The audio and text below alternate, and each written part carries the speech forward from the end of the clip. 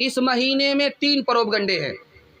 पहला प्रोपगंडा यह है, इस महीने में निकाह नहीं होता। इसलिए आप देखेंगे जात बारात को आप नहीं देखेंगे इस महीने में। लोग बेटी की शादी नहीं करते हैं, बेटे की शादी नहीं करते, लेकिन ये सही नहीं है, गलत है।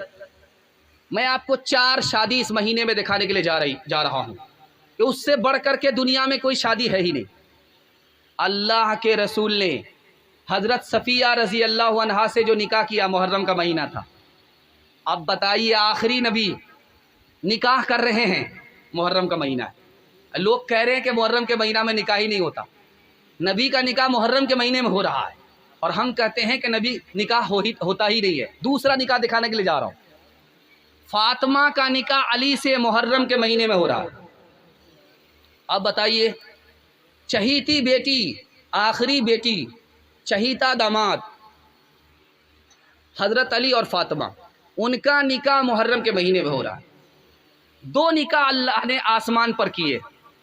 एक निकाह हुआ है नबी का ज़ैनब से, आसमान पर हुआ है, और दूसरा निकाह उम्मे कुलसूम का हज़रत उस्मान से आसमान पर हुआ है। ये निकाह भी मुहर्रम के महीने में हो रहा है, रुखसती भी मुहर्रम के महीने में हो रही है। अब चौथा निकाह दिखाने के लिए जा रहा हूँ।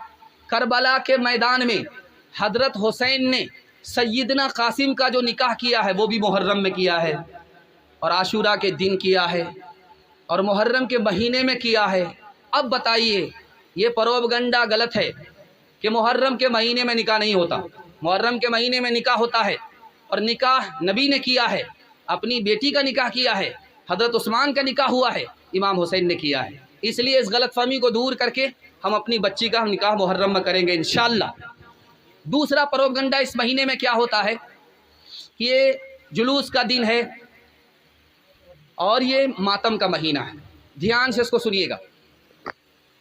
किसी ने मुझे मार दिया और मेरे घर के आदमी ने बदला ले लिया तो मामला ख़त्म है। अब हर साल उस मामले को नहीं उठना चाहिए, कैसा कैसी ख़त्म।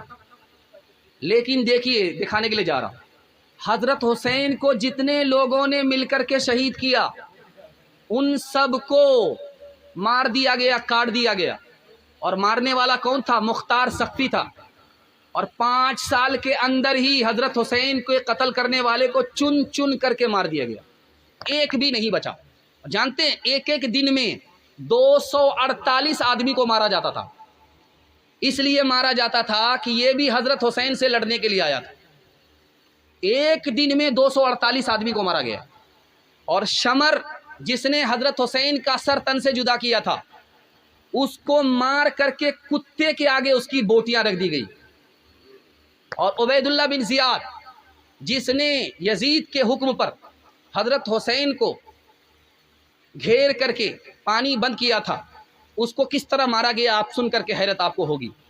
उसको इस तरह मारा गया कि उसकी एक एक बोटी कर दी गई और मस्जिद में ला करके उसकी बोटियों का ढेर रख दिया गया, किसी को भी नहीं छोड़ा गया। फिर ये ताज़िया किसको दिखाने के लिए, ये लाठी किसको दिखाने के लिए, ये तलवार किसको दिखाने के लिए? समझ में बात आ गई, ये सियासत है, शरीयत नहीं। और एक ख़ास बात याद रखिए, 352 साल तक कोई मुहर्रम नहीं था। ये मुहर्रम जो हुआ, ताज़िया जो निकला, निशान और ये जुलूस इमाम बाड़ा, ये कब से है? 352 साल के बाद नजब के बादशाह मुइज़ुद्दौला ने इसको शुरू किया।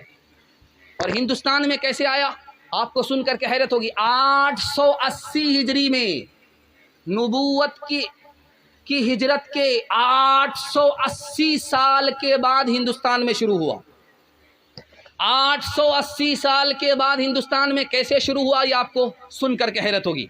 तैमूर बादशाह था, ये करबला हर साल जाता था मुहर्रम में, हज़रत इमाम हुसैन की कब्र की ज़ियारत के लिए जाता था। तो महीना नागा जाए, 2 महीना नागा जाए, तो इनके वज़ीरों ने कहा कि वहाँ जाने की क्या ज़रूरत है, उस कब्र की नकल हम मंगा करके आपको हिंदुस्तान में दे देते हैं। जो ज़ियारत आप वहाँ करने के लिए जाते हैं वो ज़ियारत अब यहाँ कर लीजिए। आप देखेंगे इमाम बाड़ा बनता है, इमाम बाड़े पर लोग ज़ियारत करते हैं।